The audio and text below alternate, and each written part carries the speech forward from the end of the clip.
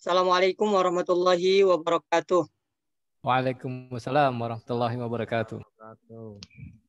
Alhamdulillahirabbil alamin.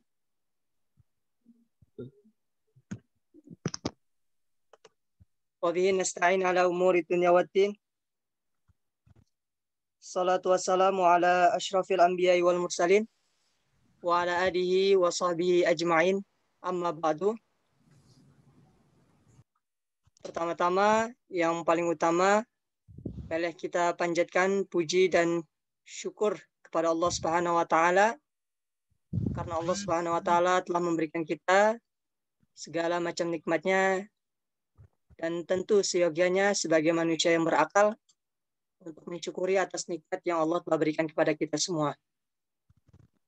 Salawat dan salamnya senantiasa kita sampaikan dan kita curahkan kepada baginda Nabi Muhammad SAW. Allahumma salli wa sallim wa barik alaih. Beliaulah yang telah membawa cahaya Islam, ya, dan beliau pula lah yang menegakkan keadilan yang ada di muka bumi ini, yaitu dengan adanya cahaya Islam. Baik teman-teman yang dirahmati Allah Subhanahu wa taala, tentu yang terhormat kepada dosen pengampu mata kuliah Filsafat Ilmu, yaitu Al-Ustadz Dr. At-Tabiq Lutfi MA, dan tentu yang kami banggakan kepada seluruh jajaran mahasiswa dan mahasiswi 4C Angkatan 2019. Adapun insya Allah pada sore hari ini saya akan mempresentasikan filsafat ilmu dengan bahasan yaitu seputar aliran-aliran filsafat ilmu. Adapun sebelum itu seperti biasa kita buka terlebih dahulu pembelajaran kita pada sore hari ini dengan bersama-sama membaca ayat Bismillahirrahmanirrahim. Bismillahirrahmanirrahim.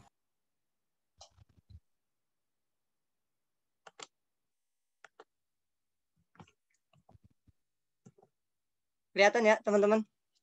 Ya. Oke, terima kasih. Perlu diketahui terlebih dahulu bahwasanya bahwasanya filsafat tentu sangat berkaitan dengan ilmu pengetahuan. Ya, karena filsafat ini menyangkut dengan faham dan pandangan para ahli fikir atau biasa kita sebut dengan para filsuf. Ya, adapun insya Allah pada sore hari ini saya akan menyampaikan seputar aliran-aliran atau pola pikir ya, yang menyangkut dengan pemahaman dan pandangan para ahli fikir atau para filsuf. Adapun di sini yang saya kutip di dalam sebuah jurnal yang saya terima, yang saya cari di Google, bahwasanya aliran filsafat ilmu ada 16. Adapun selain itu, apakah saya pribadi belum mengetahui ya selain dari 16 aliran filsafat ilmu yang nantinya akan kami sampaikan, yang akan saya sampaikan. Adapun di sini yang pertama yaitu aliran materialisme, aliran dualisme, kemudian empirisme, rasionalisme, kritisisme, idealisme, kemudian renaissance, kemudian eksistensialisme, kemudian fenomenologi,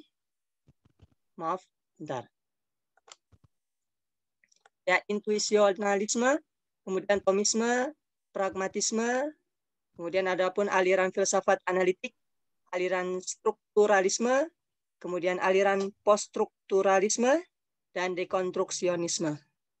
Nah, jadi untuk sore hari ini lumayan cukup banyak ya bahasan yang akan disampaikan. Oleh karenanya, insya Allah di sini saya akan menyampaikan secara garis besarnya gitu. Adapun yang pertama yaitu aliran materialisme, yang mana aliran ini mereka menganggap bahwasanya di dunia ini tidak ada terkecuali hanya sebuah materi atau nature, alam. Kemudian tanggapan dan penganut ini yaitu aliran materialisme itu banyak ya dikelola dan difahami oleh mereka orang-orang yang tinggal di Eropa Barat. Ya. Adapun kemajuan ini tentu mendapatkan tantangan yang keras dan hebat dari para kaum agama pada saat itu, ya, agama yang ada di sekitar mereka. Mengapa? Karena disebabkan bahwasanya faham ini pada abad ke-19 mereka tidak mengakui adanya Tuhan, atau disebut dengan ateis yang sudah diyakini atau mengatur budi masyarakat pada saat itu. Sehingga kritik tentu menjadi muncul atau berdatangan mulai dari para kalangan ulama-ulama barat yang menentang seputar aliran materialisme. Seperti itu. Adapun yang selanjutnya yaitu aliran dualisme. Mungkin dualisme ya. Dualisme. Ya, dualisme. Kurang A ya. Antara U dan L, dualisme. Dualisme adalah ajaran atau faham yang memandang alam ini terdiri dari dua macam hakikat, yaitu hakikat materi dan hakikat rohani. Ya, karena kedua macam hakikat itu masing-masing bebas, berdiri sendiri, dan abadi. Dan antara hubungan keduanya menciptakan kehidupan alam. Dan adapun contoh tentang adanya dualisme ini yaitu terdapat dalam diri manusia. Ya, jadi dalam diri manusia ini ada kedua macam hakikat, yang mana yang tadi berhubungan antara keduanya yaitu menciptakan kehidupan dalam alam. Jadi hakikat materi maupun hakikat rohani. Dan contohnya itu seperti kita manusia. Adapun selanjutnya yaitu aliran empirisme. Aliran empirisme adalah aliran yang menjadikan pengalaman sebagai sumber pengetahuan. Aliran ini beranggapan bahwa pengetahuan diperoleh melalui pengalaman dengan cara observasi atau penginderaan. Pengalaman merupakan faktor fundamental dalam pengetahuan. Ia merupakan sumber dari pengetahuan manusia.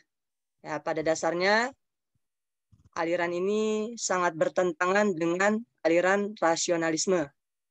Nanti setelah ini. Kemudian penganut aliran ini menganggap bahwasanya pengalaman sebagai satu-satunya sumber dan dasar ilmu pengetahuan. Pengalaman indrawi sering dianggap sebagai pengadilan yang tertinggi. Adapun selanjutnya yaitu aliran rasionalisme. Rasionalisme merupakan aliran atau faham yang tentu berdasarkan dengan rasio ataupun ide-ide yang secara masuk akal. Adapun zaman rasionalisme ini berlangsung yaitu pada abad ke-17 sampai ke abad 18, bahkan hingga saat ini. Pada zaman ini hal yang khas bagi ilmu pengetahuan adalah penggunaan daya akal rasio atau akal budi untuk menemukan kebenaran. Ternyata penggunaan akal budi yang demikian tentu tidak sia-sia. Oleh karenanya banyak para terpelajar para terpelajar itu yang menggunakan aliran rasionalisme ini karena yang tadi didasarkan dengan rasio maupun ide-ide yang masuk akal, sehingga aliran ini banyak digunakan oleh para terpelajar pada saat itu, bahkan hingga saat ini tentang kebenaran dunia, hidup dan dunia. Adapun yang keenam yaitu aliran kritisisme. Di sini saya bacakan saja sesuai dengan PPT yang ada.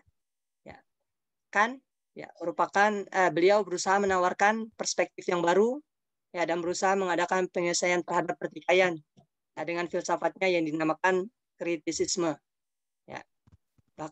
Beliau menulis 3 bukunya berjudul Kritik der Reinen, kemudian Kritik der Urteilskraft dan lainnya.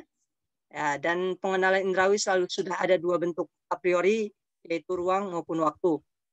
Kedua-duanya berakar dalam struktur subjek sendiri Kemudian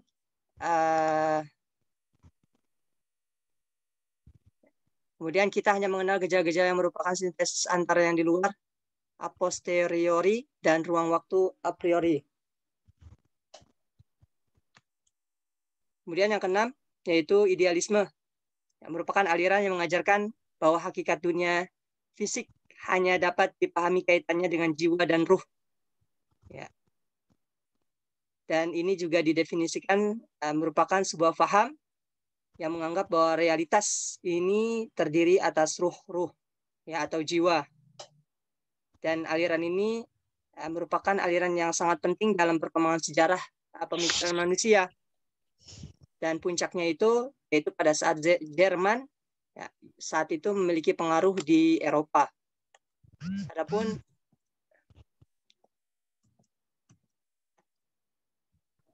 maaf.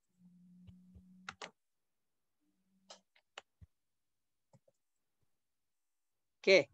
Renaissance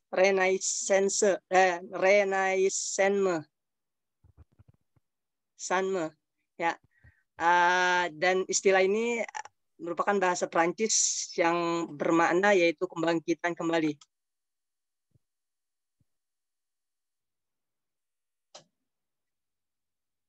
Adapun ciri dari filsafat ini yaitu filsafat modern karena menghidupkan kembali rasionalisme Yunani. Adapun eksistensialisme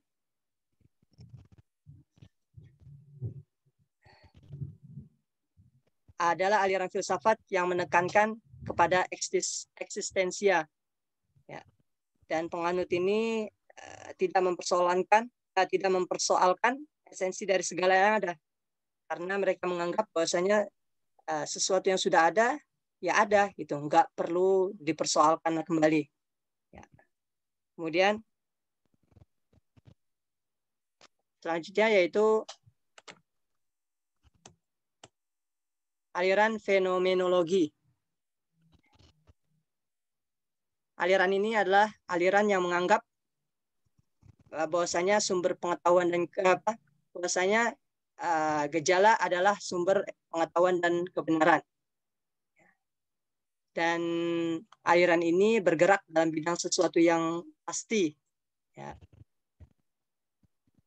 Kemudian aliran intuisionalisme adalah aliran atau faham yang menjadikan naluri atau perasaan sebagai sebuah pengetahuan ya, dan pembenaran. Kemudian intuisi termasuk salah satu kegiatan berpikir yang tidak didasarkan pada penalaran. Ya, kemudian di sini jadi intuisi adalah non-analitik dan tidak didasarkan atau suatu pola berpikir tertentu dan sering campur aduk dengan perasaan. Kemudian adapun yang ke-11, bentar maaf, ini ada yang masuk.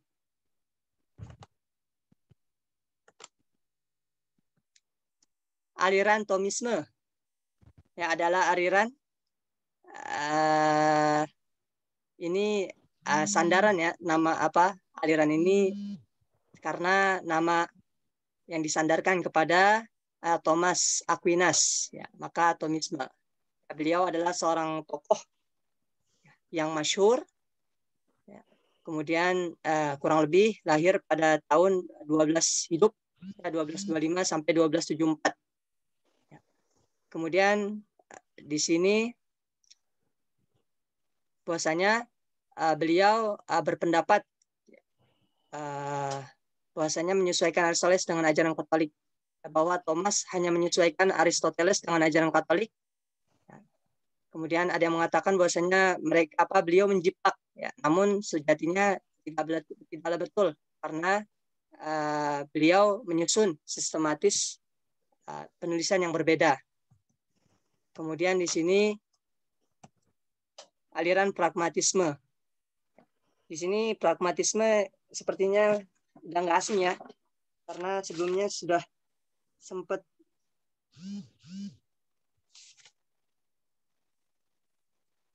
Kemudian aliran pragmatisme ini berasal dari bahasa Yunani, yang artinya perbuatan maupun atau tindakan. Ya.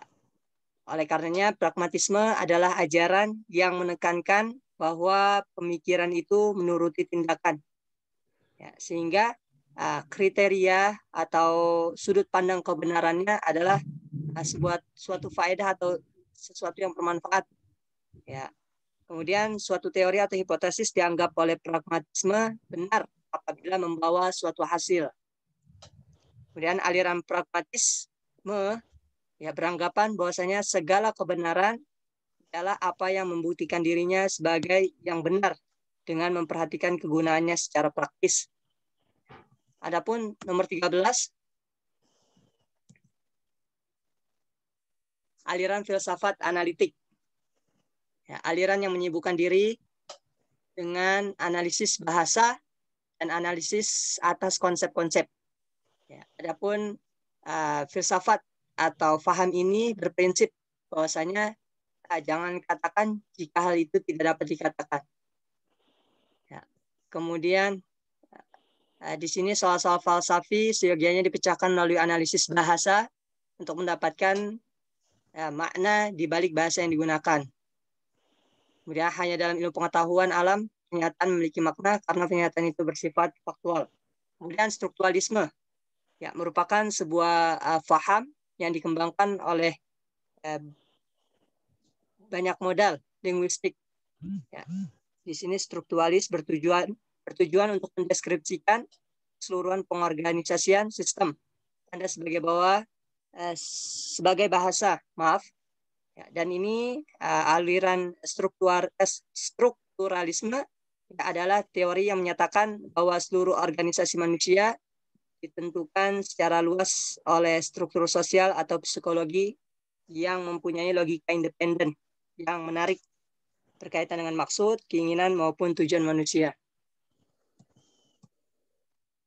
Dan di bagian akhir yaitu ada aliran poststrukturalisme dan aliran dekonstruksionisme. Adapun yang 15 ini sebenarnya lebih ditujukan pada munculnya pemikiran-pemikiran pengembangan ya strukturalisme lebih jauh, yang mana sebelumnya tadi sempat sudah disampaikan ya, nomor 14. Jadi ini pengembangannya aja. Kemudian yang terakhir yaitu aliran dekonstruksionisme. Ya. Di sini bahwasanya di sini lebih kepada kasus ya. Ya, di sini menolak pemaknaan tentang pemaknaan tanda yang dianggap sebagai proses murni dan sederhana. Kemudian Derrida menawarkan suatu proses pemaknaan dengan cara membongkar ya, dan menganalisis secara kritis. Kemudian bagi Derrida, hubungan antara penanda dan petanda mengalami penundaan untuk menemukan makna lain atau makna baru. Makna tidak dapat terlihat dalam satu kali jadi, melainkan pada waktu dan situasi yang berbeda-beda dengan makna yang berbeda-beda pula. Ya, proses dekonstruksi ini sifat tidak terbatas, ya, dan beliau mengemukakan bahwasanya nilai sebuah tanda ditentukan sepenuhnya oleh perbedaannya dengan tanda-tanda lain yang terwadahi dalam konsep difference, perbedaan. Jadi itu kurang lebih yang kami paparkan ya untuk pembahasan seputar aliran-aliran filsafat ilmu. Ya, kami menyadari bahwasanya pemahaman kami juga terbatas seputar aliran-aliran filsafat ilmu, ya, sehingga tentu ya masih banyak yang perlu diperbaiki dan dilengkapi dan dibangun secara bersama-sama oleh teman-teman. Ya, oleh karenanya tentu setelah ini teman-teman bisa kita saling diskusi, saling melengkapi. Apabila ada yang kurang tepat bisa disanggah atau diperbaiki. Kemudian silakan apabila ada pertanyaan silakan disampaikan. Terima kasih. Gimana Chan? Paham Chan?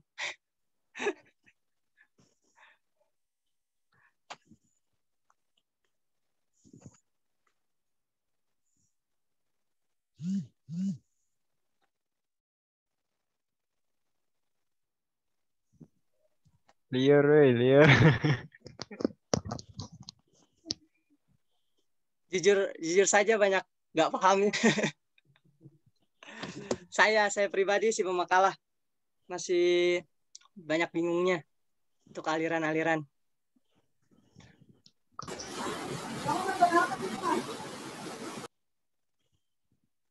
Aliran. Assalamualaikum warahmatullahi wabarakatuh. Waalaikumsalam warahmatullahi wabarakatuh. Kita ini alirannya yang mana, Mas Salman? Aliran. Kombinasi kali, Zat. Lebih kepada rasionalisme, idealisme. Ya, yang paling memungkinkan tuh aliran dualisme. Kenapa? Ya kita memadukan kan sisi jasmani dengan rohani, materi dengan non materi, rasional dengan wahyu, teks dengan konteks kan gitu ya. Karena tadi yang dipaparkan tuh ada sebetulnya berlebih-lebihan ya, aliran Thomisme. Nanti kita Plato juga dibikin aliran Platoisme. Tapi intinya ada 6 sebetulnya yang di awal tadi. Ada empirisme, rasionalisme, kemudian ada apa tadi, eksistensialisme, ya. Kemudian dualisme itu yang memadukan. Karena bagaimanapun ini tergantung dua ya, tergantung bidang studinya. Ada yang layak dengan rasionalisme, ada yang layak dengan empirisme, tapi selalu layak dengan dualisme. Misalnya bidangnya ilmu Al-Quran, filsafat ilmu Al-Quran, maka tidak mungkin kan dengan empirisme. Sulit, karena Al-Quran sudah turun sekian ribu tahun yang lalu. Tapi dengan dualisme, ada sisi teks, ada sisi konteks. Oh, teks masa dahulu ini, sejarahnya ini, nah konteks sekarangnya bagaimana. Empirisme itu memang sangat tepat jika bidang ilmunya bidang ilmu eksak atau sains ya. Ulum kauniyah. Misalnya, betul nggak ada teori gravitasi? Kan perlu ada empirisme. Vaksin itu perlu empirisme, dicoba dulu vaksinnya. Ya. Ini berhasil atau tidak, ada uji cobanya. Masalah alam akhirat tidak bisa diuji cobakan, empirismenya sulit. Betul nggak ada surga? Kita coba dulu, ya sulit.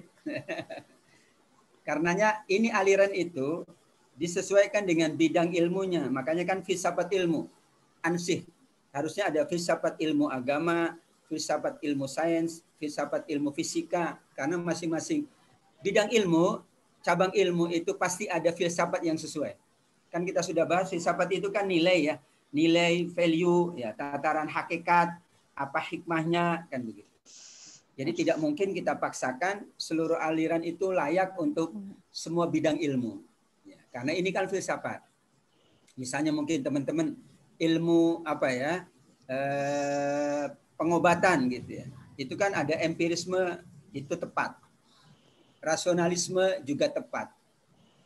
Tapi mungkin aliran yang lain tidak tepat.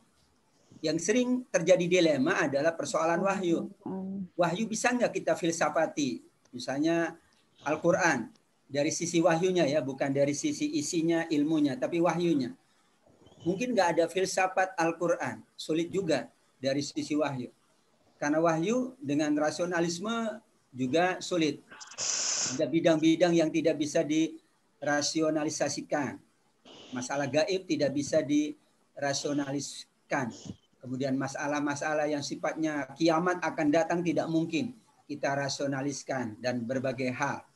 Dalam konteks ini, disitulah aliran-aliran itu seperti mazhab ya. Kalau dalam mazhab fikih kan ada.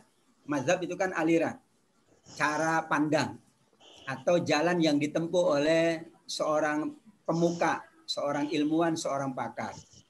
Mazhab Syafi'i tepat dan layak di Indonesia dan Asia Tenggara, tapi tidak tepat dan layak di Afrika. Enggak dipakai oleh orang-orang Afrika. Karena keadaannya tidak mungkin. Air sulit. Di kita air banyak, wudhu aja pakai keran, prung gitu ya. Padahal di tempat lain wudhunya hanya satu, ya ciduk air. Kenapa? Memang sulit air. Maka mazhab juga ketepatannya disesuaikan dengan keadaan. Di Arab Saudi, mazhab Imam Ahmad sesuai dia. Di kita mungkin tidak sesuai. Di teman-teman di Eropa, ya itu menggunakan mazhab kebanyakan adalah mazhab Abu Hanifah. Lebih mudah soalnya. Tapi teman-teman di Maroko itu mazhabnya Imam Malik. Dan begitulah aliran atau mazhab ini kan cara pandang atau bisa kita sebut sebagai bentuk dari pandangan para pakar terhadap satu cabang ilmu yang kesesuaiannya adalah tergantung pada objeknya. Disiplin ilmu apa kita? Ilmu hadis sulit pakai rasionalisme. Ya, karena ada disiplin ilmu yang tidak bisa masuk di situ, ada sanad gitu ya.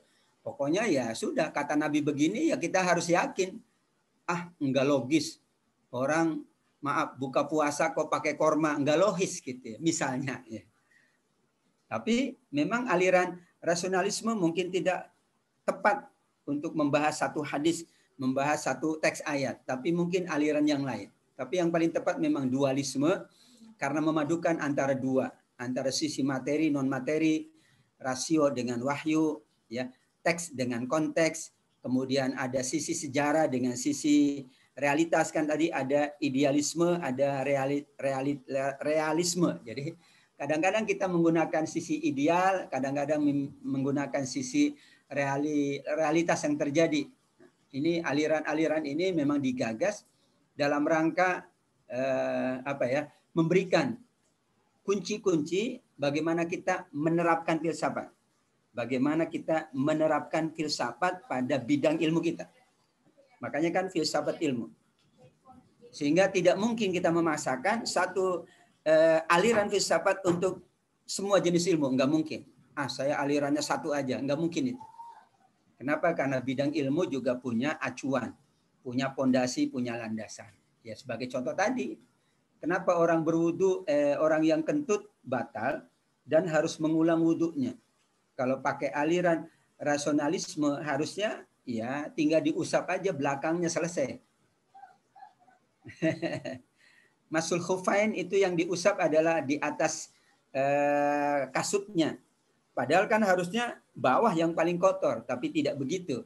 Nah, itulah dimensi dari bidang ilmu ini. Jadi aliran dalam filsafat ilmu itu sebagai kunci. Nah, kitalah yang nanti menerapkannya. Sehingga tidak bisa kita mengatakan ini paling sesuai.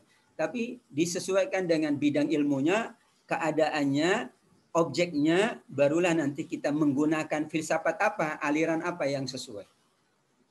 Kemudian teman-teman, ini aliran filsafat itu kan ya satu terobosan dari para punggawa filsafat lah. Yang nanti tentu plus dan minus itu akan dibaca oleh para pakar di bidangnya. Beberapa pakar hadis tidak setuju, ya. Beberapa pakar ulama Al-Quran atau pakar Al-Quran tidak setuju. Karena ada yang memang tidak bisa menggunakan aliran filsafat. Padahal asal dari filsafat itu tujuannya apa? Untuk memahami nilai, untuk memahami hakikat sebuah ilmu kan, filsafat ilmu. Kalau filsafat kehidupan, memahami hakikat kehidupan. Dan sudut pandangnya dari kalangan filosof, bukan dari kalangan agamawan. Karena kita tahu filsafat berasal dari mana? Dari Yunani. Nah, masyarakat Yunani itu tidak beragama. Ateis juga ada. Ya. Jadi kepalanya ya kepala tidak ada agama sama sekali. Ya. Tapi kita tidak boleh menolak mentah-mentah. Karena ada yang sesuai juga. Ya, sama dengan ilmu yang lain. Ilmu yang berkembang sekarang. Ilmu sosial, ilmu teknologi kan berkembang. Ada yang sesuai, kita bisa dijadikan sebagai acuan. Ada yang tidak sesuai dengan nilai-nilai agama kita, tentu kita angkat tangan. Kita tidak menerima dengan mentah-mentah, tapi kita analisa, kita kaji, barulah kemudian penyesuaiannya adalah ada pada bidang ilmunya. Jadi filsafat ini bukan harus dipakai secara mutlak, tapi dilihat dari disiplin ilmu apa, kemudian nilainya itu sesuai nggak dengan nilai agama, dan bagaimana aplikasinya itu juga kita yang lebih tahu, bidang ilmu yang lebih tahu, pakar sebuah ilmu yang lebih tahu. Ya, pakar hadis ya lebih tahu filsafat apa yang akan digunakan. Jika itu ilmu hadis, jika itu ilmu fikih, tentu yang sesuai adalah aliran yang mana. Namun aliran-aliran ini tadi adalah bagian dari kunci-kunci untuk membuka hakikat dari sebuah ilmu yang sangat beragam, yang terus berkembang. Itu sedikit pengantar dari saya. Silakan kalau ada yang mau ditanyakan ke Mas Salman. Gimana teman-teman? Barangkali ada yang mau ditanyakan atau dilengkapi atau disanggah, nggak apa-apa. Kita saling melengkapi. Ini yang mungkin pernah belajar filsafat, boleh nih. Ada filsafat Cina ya Pak Kun?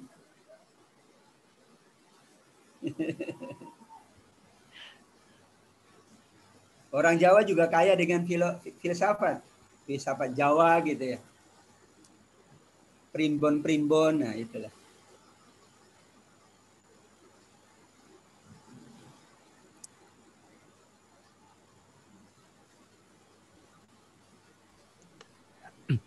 Mau nanya sedikit, Ustadz? Ya, silakan Pak Gun. Ya, pada pemakalah, nggak tahu ini pertanyaannya tepat nggak. Yang ingin saya tanyakan tentang tadi, salah satu aliran filsafat tadi ada filsafat kritisisme ya. Itu apakah memang ada aliran itu atau memang sengaja dikelompokkan saja? Dan di makalah tadi saya baca sepertinya penjabarannya agak kurang ini kalau misalnya memang itu sebuah aliran ya. Jadi filsafat kritisisme itu cara pandangnya itu seperti apa gitu? Oke, baik. Terima kasih.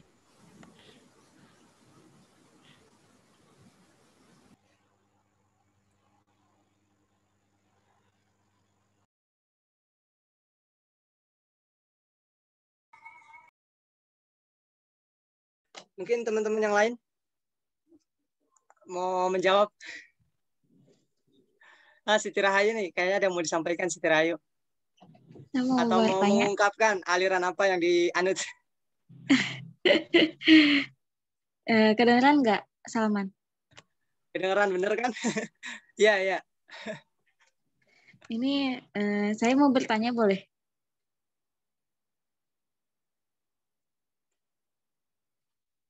Halo, Assalamualaikum. Iya, halo, silakan. Tadi sempat menjelaskan tentang aliran strukturalisme. Di situ Anda mengungkapkan tentang logika independen. Memang logika independen itu seperti apa? Mohon dijelaskan, terima kasih. Sebenarnya saya juga punya pertanyaan buat Ustadz, tapi ini kan pertanyaannya ke pemakalah dulu ya. Gak apa-apa, ditanyain aja. Oh iya. Ini pertanyaan kedua. Tadi sempat Ustadz menjelaskan tentang perbedaan-perbedaan imam yang dianut di berbagai negara. Bagaimana dengan yang di luar negeri, misalkan memakai Imam Abu Hanifah ya, yang lebih gampang gitu. Tetapi orang-orang malah takutnya jadi salah kaprah gitu, saking gampangnya malah jadi takutnya ke aliran liberalisme. Jadi bagaimana membedakan yang bahwa orang ini liberal atau memang mengikuti Imam Abu Hanifah. Terima kasih, Ustadz.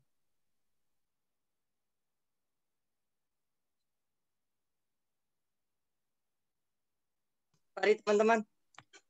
Mungkin ada yang mau menjawab. 2 pertanyaan ya. Silakan yang jawab bebas. Mau pemakalah atau yang lain.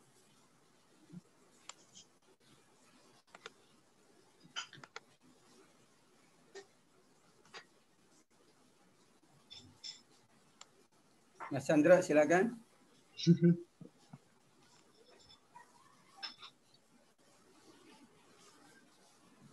Tapi yang jelas tidak ada aliran liberalisme, ada nggak Mas Salman di makalah? Kalau untuk makalah yang saya buat nggak ada, Ustaz.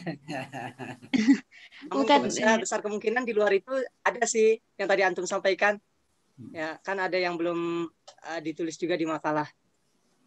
Yang tadi sebelumnya antum sampaikan aliran apa itu? Dan itu nggak tercantum. Eksistensialisme banyak sekali ya aliran itu. Tapi aliran itu memang seperti ini, seperti apa ya? Kunci tadi. Kalau rumahnya besar, pagarnya gede, perlu kunci yang besar. Ya harus sesuai. Tapi itu kan bukan 100% gitu ya, take for guaranteed gitu harus diambil, enggak. Atau semuanya dipakai, belum tentu. Untuk satu bidang ilmu semua dipakai. Termasuk tadi liberalisme tidak ada sebetulnya dalam aliran filsafat. Tapi dalam perkembangan pemikiran memang muncul pemikiran liberal, yaitu pemikiran yang bebas. Liberal kan bebas. Tidak ada acuan nilai, tidak ada dasar pegangan, tidak ada apa ya, melainkan ya sudah, orang itu bebas, diciptakan bebas, bebas berpikir, bebas bersikap, bebas berperilaku. Yang penting menurut liberalisme ya, tidak mengganggu orang lain kan gitu. Makanya kalau di barat ya bebas, nggak pakai baju nggak apa-apa, yang penting jangan mengganggu orang lain. Mau kumpul kebo, kumpul sapi, ya liberal mengatakan boleh. Yang penting tidak mengganggu, padahal kan mengganggu ya. Dia menganggapnya tidak mengganggu, padahal kan mengganggu. Maksudnya mengganggu hati kan gitu, ganggu terus ya. Mengganggu stabilitas ya anak-anak kita. Tapi dalam filsafat tidak ada sih ajaran atau aliran liberalisme. Tapi pemikiran yang berkembang bisa ada pemikiran liberalisme. Ya, membolehkan segalanya, nggak ada nilai, nggak ada pegangan, semua itu boleh. Prinsipnya tidak mengganggu pihak lain. Padahal ketika ia melakukan sesuatu, yakin ada pihak lain yang terganggu. Bisa jadi terganggu agamanya, terganggu akhlaknya kan gitu. Ini nggak patut, tapi dia menganggap patut. Ini kayaknya ya sesuai dengan norma agama nggak sesuai, tapi menganggap sesuai. Norma bangsa nggak sesuai, tapi dianggap sesuai. Maka akan dicari pembenaran-pembenaran. Tadi yang pertama itu Pak Mas Salman, pertanyaan Pak Kun. Iya, Karena ada di makalah. Kalau untuk yang saya lihat cek di jurnal juga, yang jurnal yang saya ambil ya, itu untuk bahasanya juga nggak luas ya, sama. Kemudian sepertinya di sini Aken itu di dalam aliran kritisisme itu lebih kepada kasus ya, meluruskan kasus yang ada sebelumnya, yaitu tentang tadi rasionalisme dan empirisme dan rasionalisme ya. Kayak gitu. Mungkin kalau bagiannya di sini juga masuk ya. Kalau untuk tadi di jurnal juga bahasanya nggak luas.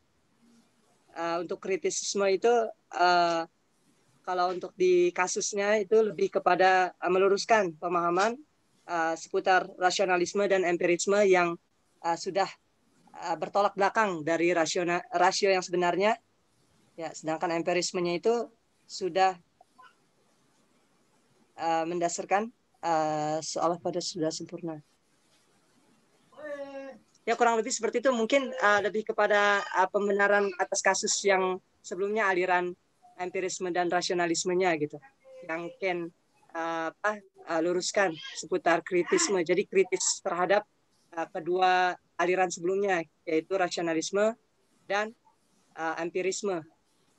Mungkin kurang lebih seperti itu, nanti bisa dilengkapi.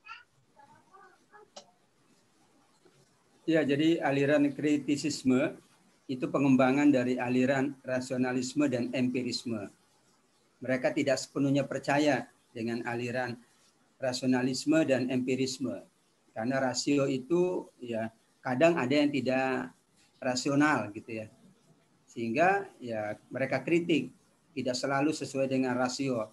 Ada hal-hal yang behind rasio atau dibalik rasio. Nah, itu sehingga mereka melancarkan aliran kritik. Demikian juga empirisme, tidak semuanya harus sesuai dengan empirik gitu ya.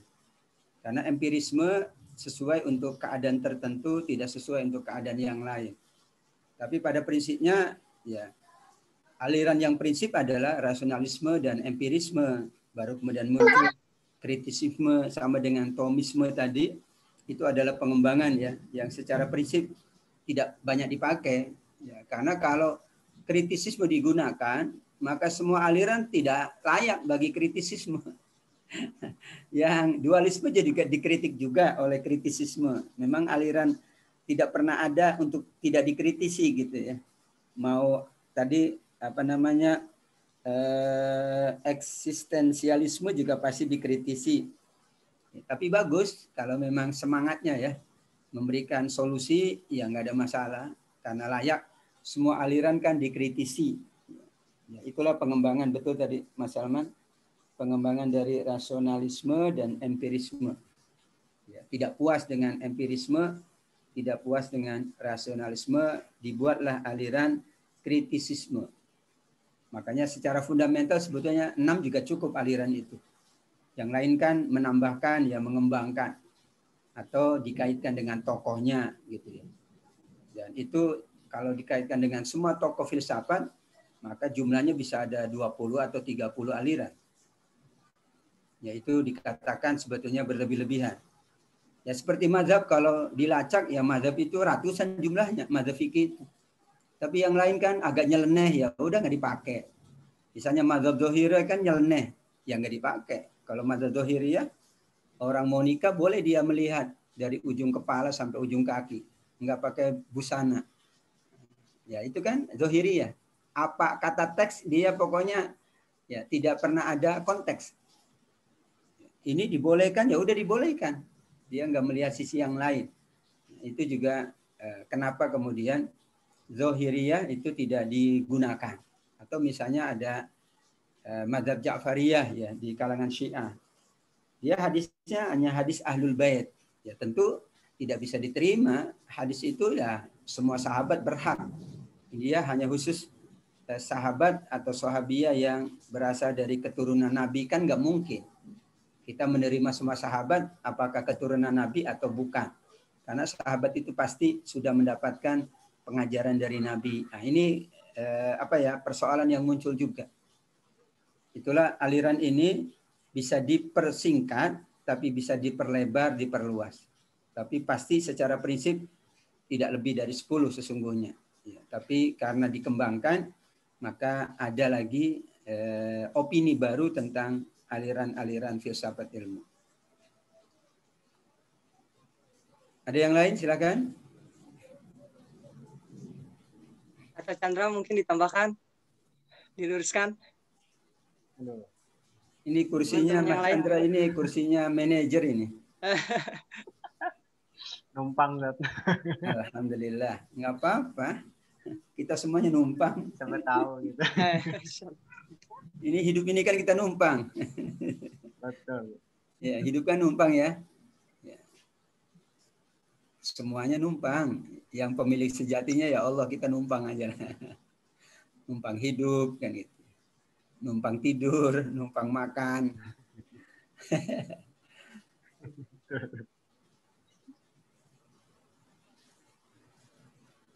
Mungkin tadi Silakan, teman-teman. seputar biasa.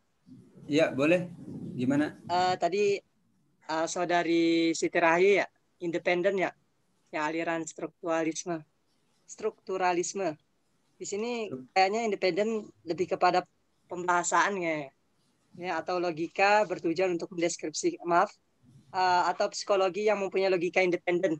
Maksudnya mungkin psikologi yang pemikirannya itu secara terbuka gitu. Maksudnya nggak terhambat, maksudnya tidak memiliki kecacatan, mungkin seperti itu. Terima kasih Salman jawabannya. Terima kasih juga Ustaz. Kepada kebahasaan ya, diksi. Mungkin nanti ada tambah dari teman-teman atau bisa oleh dosen pengampu ditambah kembali. Paket lengkap.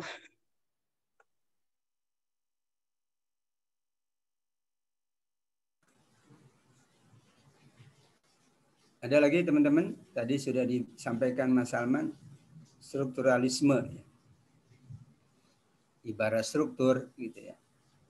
Jadi betul-betul agak ini ya, struktur itu ya agak kaku ya.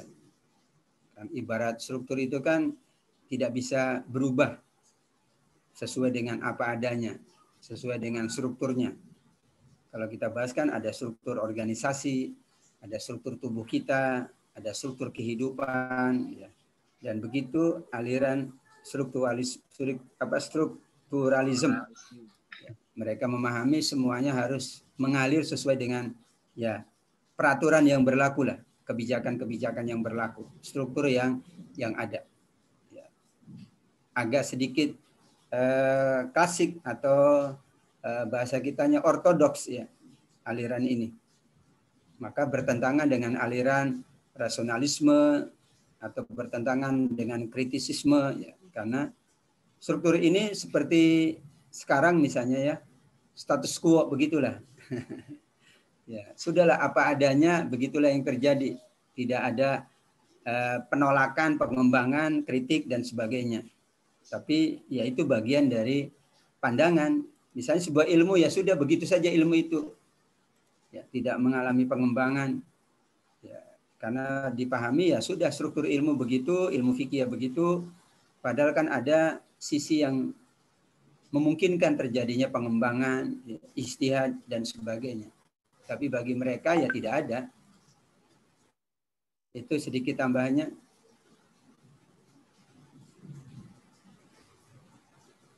Gimana teman-teman? Cukup kali ya?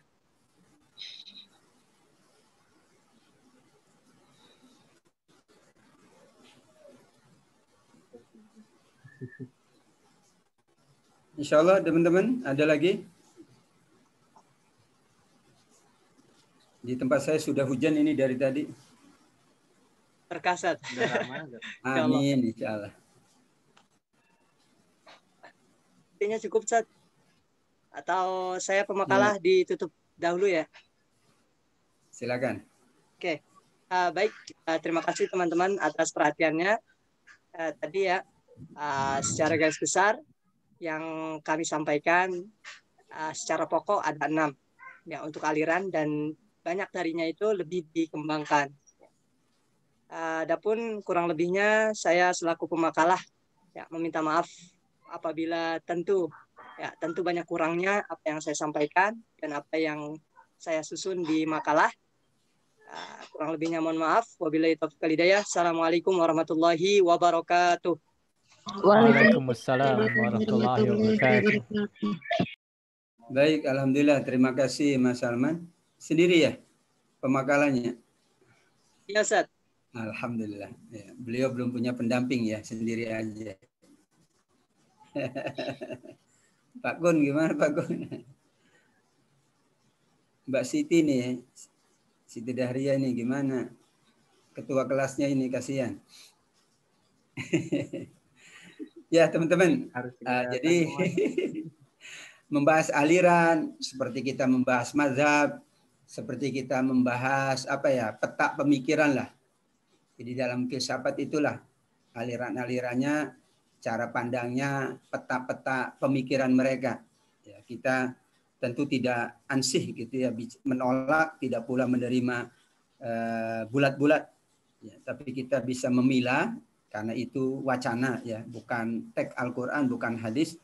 Sehingga kita boleh memilah, boleh memilih dan boleh menggunakan mana yang sesuai. Yang tidak sesuai ya tidak perlu kita gunakan. Ya, tidak seluruhnya pula. Dalam bermadzhab pun sama. Kita tidak selalu dan tidak harus menggunakan semuanya. Bahkan tidak boleh, namanya talfik ya.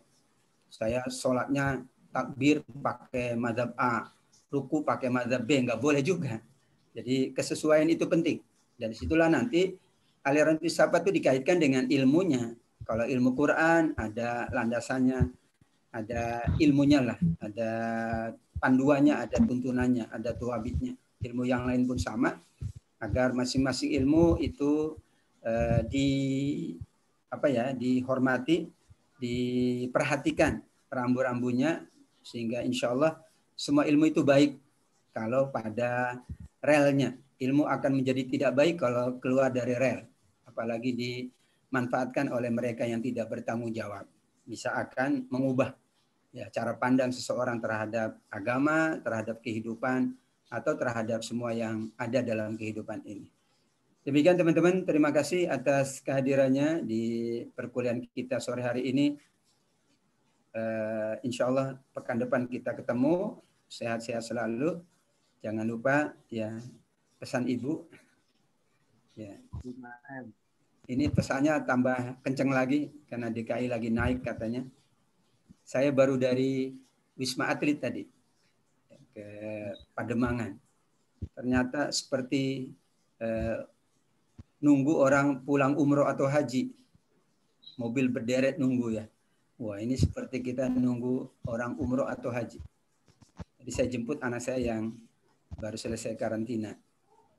Jadi seperti orang haji ya nunggunya itu. Ya. Berderet mobil gitu ya. Pintu keluarnya kan satu. Terus ya belasan petugas juga banyak. Ya. Dan ya banyak gojek-gojek juga gitu ya. Ya alhamdulillah jadi mata pencaharian untuk para ojol-ojol ya. Bagus juga. Jadi kayak di asrama haji. Ingat ke asrama haji kok kayak gitu ya. Masya Allah. Karena yang Ustaz masuk. mohon maaf tadi saya on cam lagi di jalan Ustaz. Oh gitu. Ya nggak apa-apa. Kita semuanya lagi di jalan ini. Jalan pulang. Tapi ada yang mampir di kantor. Ada yang mampir dulu di tempatnya baru pulang. Ya, kayaknya masih belum pada pulang ke rumah ini. Kalau dilihat dari background. Hujan tadi di jalan Ustadz, jadi makanya berhenti dulu sih. Iya ya, hujan sih memang ya di perjalanan. Itu saja teman-teman. Terima kasih. Kita akhiri dengan alhamdulillah. Alhamdulillahirabbil alamin.